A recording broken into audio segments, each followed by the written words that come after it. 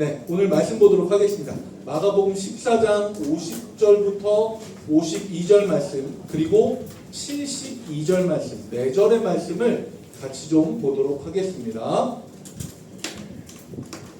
제가 한 절, 여러분이 한 절 번갈아 읽고 마지막 72절은 같이 읽도록 하겠습니다.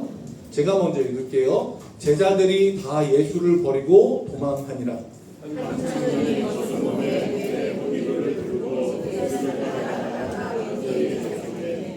배 홑이불을 버리고 벗은 몸으로 도망하니라.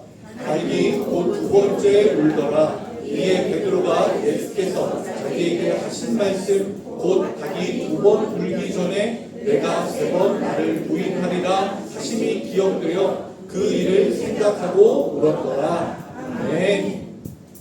지난주에 우리는요, 배신을 덮는 식탁이라는 제목으로 마가복음 14장의 최후의 만찬 말씀을 좀 나눴습니다. 그 자리에 앉아있는 제자들 모두 다, 가룟 유다뿐만 아니라 모두 다 예수님을 배신할 거였지만 예수님은 그 제자들을 전부 다 품어 안으시는 위대한 식탁을 제자들에게 선물해 주셨습니다. 네.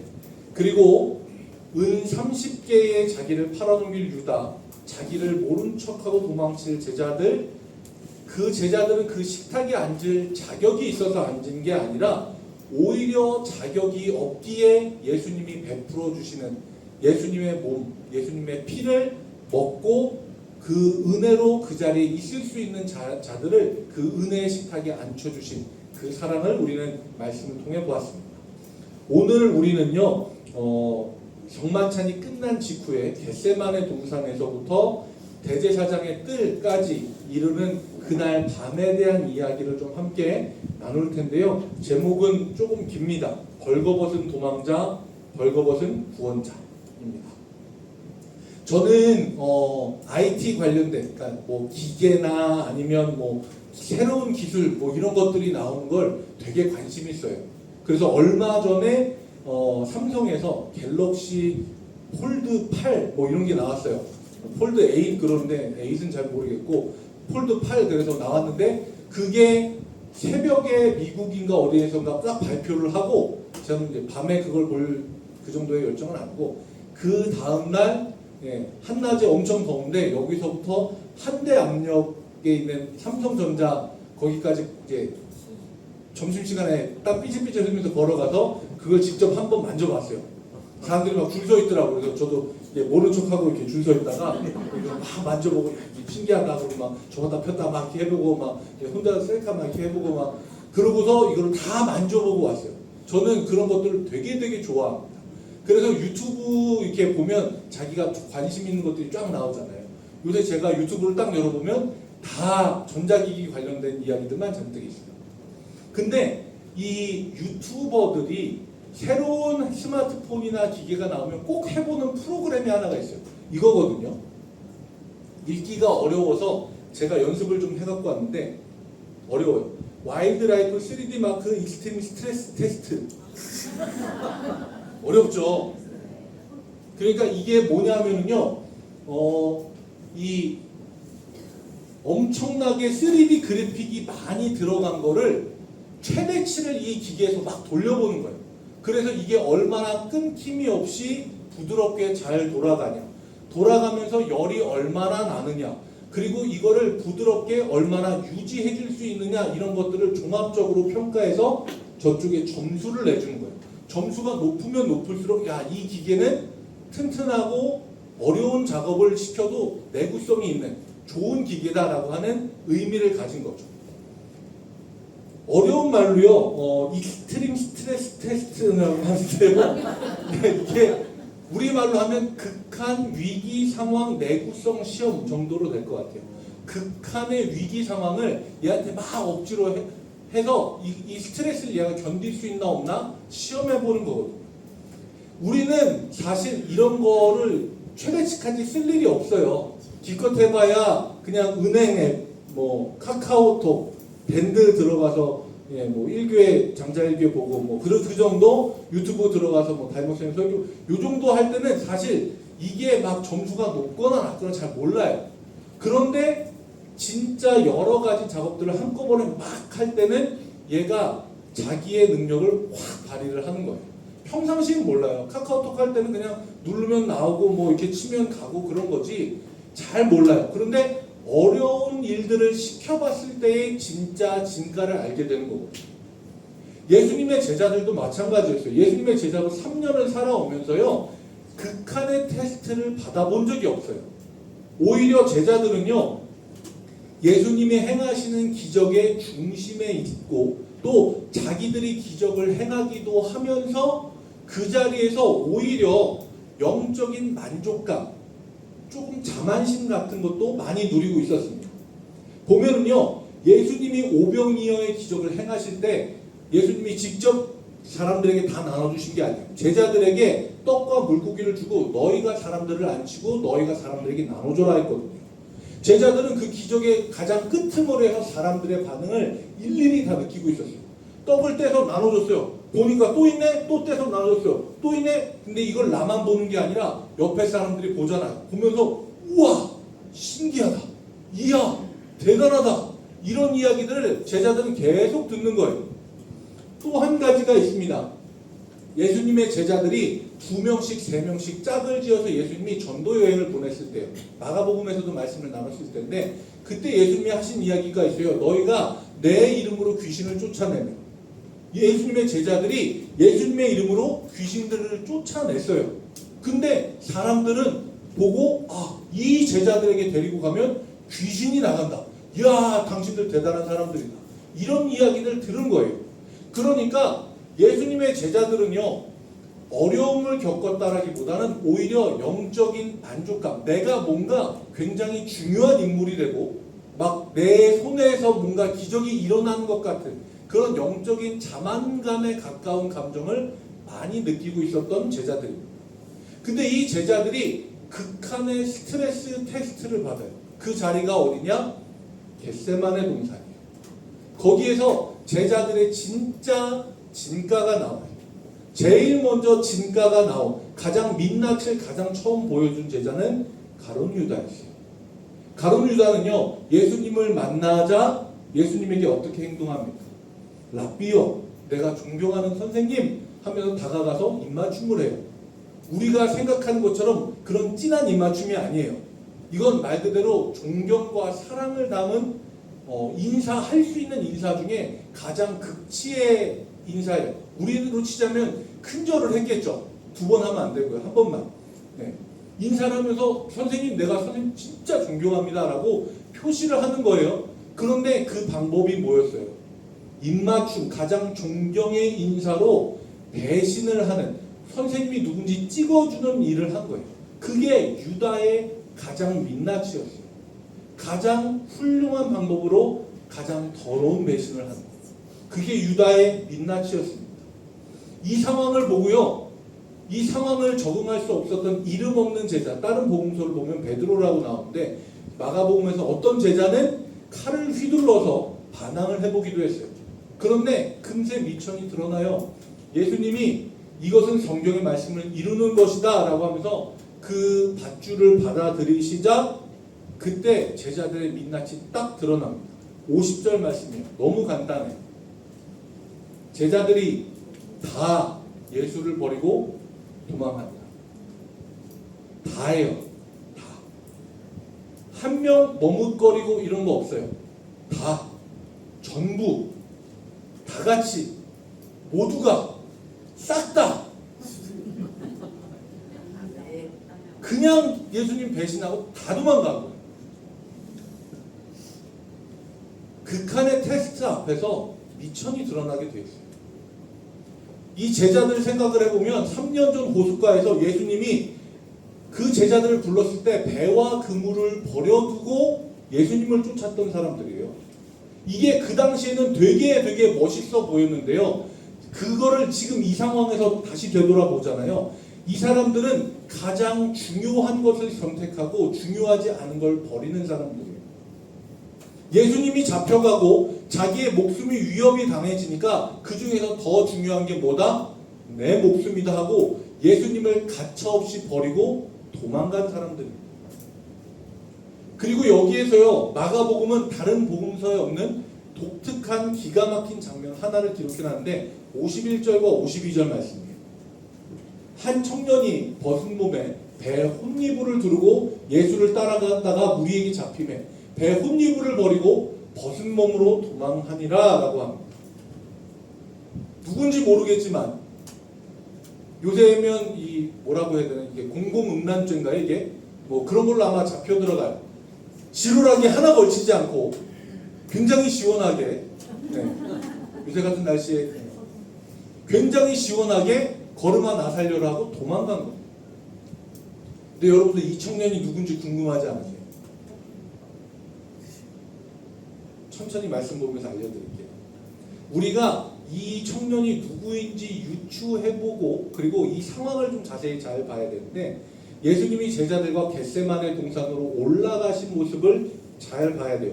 32절부터 35절까지 말씀인데요, 제가 정리를 해놨어요. 그들이 겟세마네라 하는 곳의 이름에 예수께서 제자들에게 이르시되, 겟세마네 동산까지 제자들하고 다 같이 갔어요. 그 다음에 33절이에요. 베드로와 야고보와 요한을 데리고 가셨어요. 그러니까 이 세 명을 제외한 나머지 8명은 뒤에다 남겨두고 3명은 데리고 조금 더 앞으로 가신 거예요.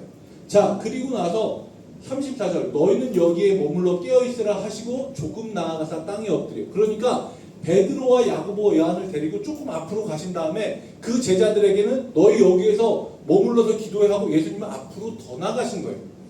그래서 그림으로 표현하면요, 제일 뒤쪽에 제자들이 있고 조금 앞쪽에 베드로와 야고보와 요한이 있고 제일 앞에 예수님이 계신 모습이에요. 자, 그런데 이때가 한밤중이잖아요. 이때 이 제자들이 뒤에서 열심히 예수님을 위해서 기도했다? 아니면 잤다? 잤다. 푹 잤어요. 우리가 이게 이 사람들이 그냥 맨바닥에서 이렇게 자는 게 괜찮나라고 생각을 하는데, 이스라엘의 이 당시의 문화에서는 그렇게 어려운 일이 아니에요. 겉옷이 제일 비싼 재산 중에 하나였잖아요. 재판을 해서 뺀이 많이 할 정도로. 이유는 이 사람들은 노숙이 일상이에요. 양을 치다가 양하고 들에서 같이 자요. 그때 제일 중요한 게 뭐냐면 겉옷이었어요. 추위를 막아주고 바닥에서 올라오는 벌레나 이런 것들 막아주는 이불이자 텐트이자. 그러니까 예수님하고 제자들은요, 누군가가 불러서 우리 집으로 오세요 하고 대접하기 전에는 그냥 바깥에서 자던 사람들이에요. 이게 너무나 흔했어요. 그러니까 예수님의 제자들도 그냥 겟세마네 동산에 올라가서 예수님 또 기도하시는구나 하고 뒤에서 그냥 자요. 자, 그런데 잠버릇이 사람마다 다릅니다. 그쵸? 네, 사람마다 달라요.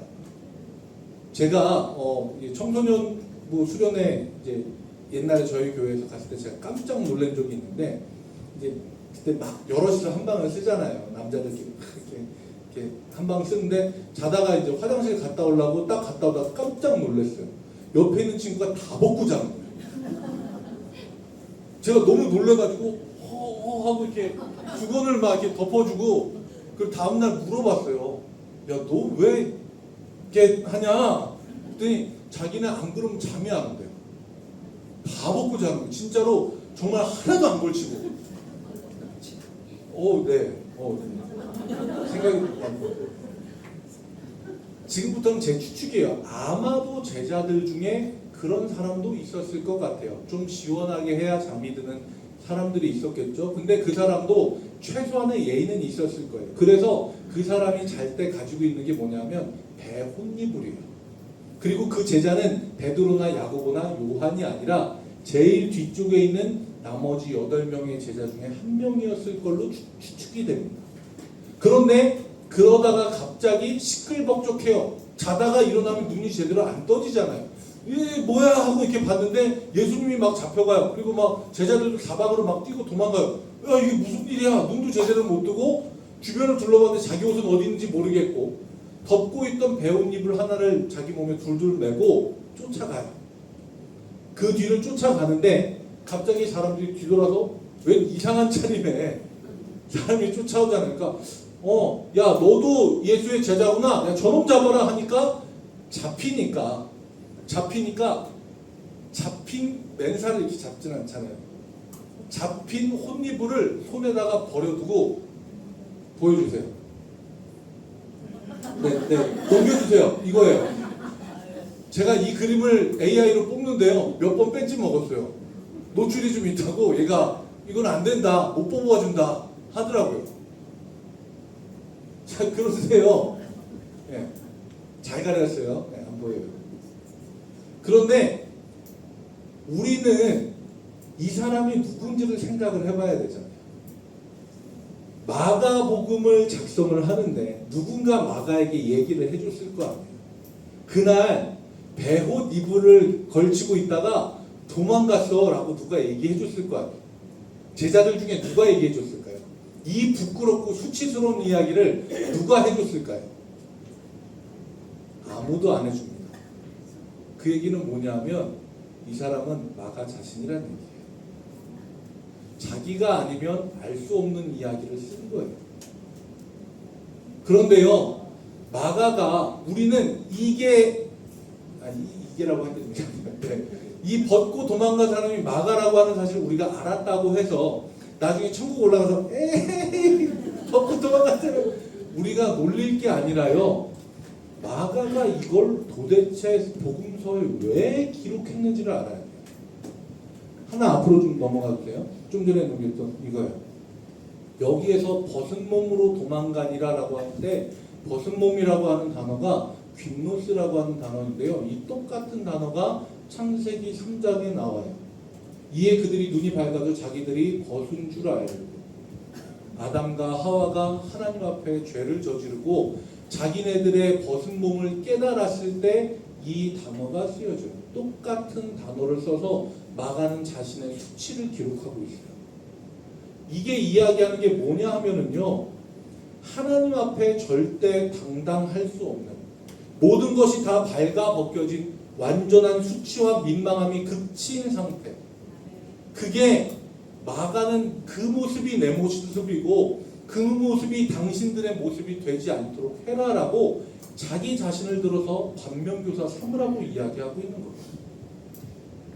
어떻게 보면은요, 마가가 다 벗고 나온 이 모습이요. 넘어가 주세요. 하나 더 넘어가 주세요. 알몸으로 도망친 그 모습이요. 위기 앞에서 껍데기가 다 벗겨져 버린 우리의 모습과 똑같아요. 우리는요, 적당한 혼이불들을 두르고 살아갑니다. 이 정도면 나는 괜찮은 신앙이냐? 나 주일날 빠진 적 없잖아. 나 나름대로 봉사도 하고 있어. 나 나름대로 무언가 이런저런 일들을 많이 하고 있어. 교회 안에서 오는 연락을 꼬박꼬박 받아주는 것만 해도 대단한 일 아니야. 나 스스로 나에게 덮고 있는 혼이불들이 있어요. 그런데 그 자신감 있게 덮고 있었던 그 혼이불들은요, 나에게 손해가 되고 나에게 두려움이 찾아오는 스트레스의 상황이 되면 다 버려버린 채 그냥 알몸으로 도망쳐버리는 게 우리의 부끄러운 모습일 수 있어요. 마가는 그 이야기를 하고 있어요. 나처럼 부끄러운 사람이 되지 말고 자기의 가장 수치스러운 모습을 기록하고 보여줌으로써 이걸 보는 성도들은 그러지 않기를 진심으로 바라고 기록하고 있는 겁니다. 제자들이요, 그렇게 뿔뿔이 도망쳐버린 혼입을마저 내버리고 완전히 벗은 몸으로 도망친 그 자리에요, 오직 한 분만 서서 그 모든 상황을 받아들입니다. 한밤중에 재판장이 열리는 곳은 없어요. 그런데 예수님의 재판은 한밤중에 이루어집니다. 거기에 참가하는 사람들은 조작된 증인들, 입을 맞춘 사람들끼리만 모여서 재판을 하는 그곳에서 예수님을 향해 재판을 하기 시작합니다. 신문을 합니다. 61절과 62절 말씀이에요. 내가 찬송받을 이의 아들 그리스도냐? 예수께서 이르시되 내가 그니라. 조금도 두려워하지 않고 조금도 회피하지 않아요. 자기 말 한마디에 어떻게 될 걸 알고 있어요. 사람들은요, 예수님에게 얼굴에 침을 뱉고요, 얼굴을 가린 채 주먹으로 때리고 누가 너를 때렸는지 알아맞혀보라고 조롱을 합니다. 그 가운데서 예수님은 그 모든 수모와 수치를 당하면서도 내가 바로 그다라고 당당하게 이야기하고 있는 거예요. 아무도 곁에 없지만 그 철저한 고립과 외로움을 홀로 감당하고 계십니다. 같은 시간 대제사장의 집들 아래에서는 수제자였던 베드로가 마지막 스트레스 테스트를 받습니다. 그에게 가해지는 스트레스 테스트는요, 로마의 장군도 아니고 칼과 몽둥이, 횃불로 무장한 대제사장의 군사도 아니에요. 그 집에서 가장 어리고 가장 힘이 없는 여종이 쫓아와서 물어봅니다. 당신도 저 사람의 제자지요? 큰 스트레스 아니에요. 당장 멱살을 쥐어잡고 이 사람이 그 사람의 제자면 이 사람도 같이 잡아서 때리세요. 아무도 얘기하지 않았어요. 조그만 여종이 와서 물어봐요. 당신도 그 사람 제자 아니에요? 베드로는 펄쩍 뛰면서 얘기해요. 난 절대 아니야. 황급하게 자리를 피합니다. 여종이 쫓아와서 물어봐요. 아저씨 그 사람 같은데. 쓸데없는 소리 하지 말라고. 난 저 사람 알지도 못한다고. 그리고 바깥 뜰까지 도망가요. 근데 거기에서 다른 사람은 또 물어봅니다. 당신 갈릴리 사람 아니에요? 당신도 저 사람 제자 아닙니까? 그런데요, 베드로는 이렇게 얘기해요. 베드로가 저주하며 맹세하되 나는 너희가 말하는 이 사람을 알지 못하노라. 우리는요, 그동안 뭐 말씀을 어떻게 들어오셨는지 모르겠지만 저는 그렇게 들어왔어요. 예수님을 저주하면서 야, 내가 저 하나님께 저주받은 저 사람을 내가 안다고? 난 절대 몰라. 저는 그렇게 배웠고 알았거든요. 근데 말씀을 준비하면서 보니까 이 저주가 상대방을 향한 저주가 아니라 나를 향한 저주예요. 그래서 이게 무슨 얘기인가? 보니까 베드로는 자기가 억울하다는 걸 증명하기 위해서 내가 만약에 저 사람을 알면 하나님이 나를 당장 벌하셔도 난 받아들이겠다라고 하는 자신을 향한 저주를 하면서 얘기하는 거예요. 저는 이거를 보면서요, 제자들이 이렇게까지 철저하게 예수님을 배신했다라는 걸 다시 한번 깨달았어요. 어떻게 보면 뭐 죄의 경중을 우리가 따질 수는 없지만 가룟 유다가 어떻게 보면 제일 깔끔했어요. 극단적인 표현으로 예수님에게 뽀뽀 한번 하고 갔어요. 그게 다예요. 근데요, 마가는요 옷을 벗어 제끼고 도망갔고요, 베드로는요 자기 자신을 저주하면서까지 예수님을 부인을 해요. 나머지는 흔적도 찾을 수 없게 도망갔어요. 베드로는요 예수님에게 얘기도 했어요. 이 사람들이 다 예수님을 버려도 절대로 나는 그러지 않겠습니다. 그 말 한마디가 양심에 걸려서 어영부영 대제사장 뜰까지 오긴 왔는데 여종의 한마디에 완전히 무너져 내립니다. 그때 72절 말씀이에요. 닭이 곧 두 번째 울더라. 이에 베드로가 예수께서 자기에게 하신 말씀, 곧 닭이 두 번 울기 전에 내가 세 번 나를 부인하리라 하심이 기억되어 그 일을 생각하고 울었더라. 저 소리가 그냥 새벽이 돼서 닭이 우는 소리가 아니에요. 어둠이 끝나고 밝은 해가 떠오른다는 소리고요. 어둠 속에 자기를 숨기려 했던 베드로가 더 이상 숨을 수 없다는 소리고요. 그 어떤 결심으로도 스스로를 지키는 혼이불만 두르고 있던 부끄러운 사람이라는 것을 깨닫게 하는 소리였어요. 내가 얼마나 위선적이고 내가 얼마나 두려움이 많고 내 힘으로는 주님의 곁에서 당당하게 십자가를 같이 질 수 없는 존재, 그걸 깨달아서 베드로는 운 겁니다. 우리는 크게 다른가요? 위기가 닥치면 혼입을 벗어던지고 도망가는 알몸의 청년이 내가 아니라고 자신할 수 있을까요? 오늘 마지막에 그림 하나 보여드리고 말씀을 마치려고 합니다.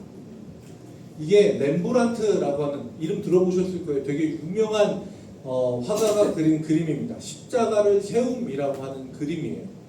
그런데 여기 보면 그 당시에 이제 뭐 제사장을 이제 약간 터번 쓴 사람으로 표현을 하고 군인들, 그 다음에 다른 죄수들도 옆에서 막 십자가에 달기 위해서 준비하고 있어요. 그런데 이 시대에 맞지 않는 사람 하나가 딱 보여요. 안 보이실까봐 제가 빨간색 동그라미 쳐놨거든요. 파란색 빵모자를 쓴 한 사람이 여기 예수님이 달려있는 십자가를 똑바로 세우는데 그걸 가장 적극적으로 돕고 있습니다. 그런데 나중에 미술사학자들, 미술의 이 역사를 공부하는 사람들이 이 그림을 쭉 살펴보다가 이 사람이 누군지를 알아채요. 이 사람은요, 이 그림을 그린 렘브란트 자신의 얼굴입니다. 렘브란트는요, 이 그림에 자신의 신앙 고백을 담았어요. 유다가 예수님 배신한 거 아닙니다. 베드로가 예수님 부인한 거 아닙니다. 혼입을 버리고 도망친 사람, 다른 사람이 아니라 내가 내 이익을 위해 주님을 팔았고 내 자존심 때문에 주님을 못 박았습니다. 이 신앙 고백을 이 그림 안에 담은 거예요. 신앙은요, 내가 얼마나 용기 있고 괜찮은 사람인가를 증명하는 게 아니에요. 신앙은요, 나의 부족함을 알고 엎드리는 겁니다. 마지막 그림입니다. 옆에 배 혼잎을 하나와 엎드려 있는 한 사람을 발견합니다. 근데 저 혼자만의 생각이에요. 아마 나중에 마가는 벗어 던진 그 배 혼잎을 혹은 자신의 옷가지를 찾으러 쓸쓸하게 그 겟세마네 동산에 왔을지도 몰라요. 그리고 자신의 옷가지와 흩어져 있는 배 혼잎을 보면서 어떤 생각을 했을까요? 내가 주님을 배신하고 도망친 사람입니다. 내가 예수님을 십자가에 못 박은 사람입니다. 이번 한 주간을 살아가면서요, 우리 스스로 나 자신을 가려놓았던 신앙의 혼잎들이 있습니다. 이 정도면 충분하다는, 이 정도면 할 만큼 했다라는 그 혼잎들 주님 앞에 다 내려놓고요, 베드로처럼 통곡하며 나아가고 벌거벗은 수치를 대신해서 내가 벌거벗었어야 하는데 나 대신 벌거벗으신, 그래서 내 죄를 담당하신 예수님을 바라보며 새롭게 우리의 마음을 하는 한 주간이 되시길 주님의 이름으로 축복합니다. 아멘.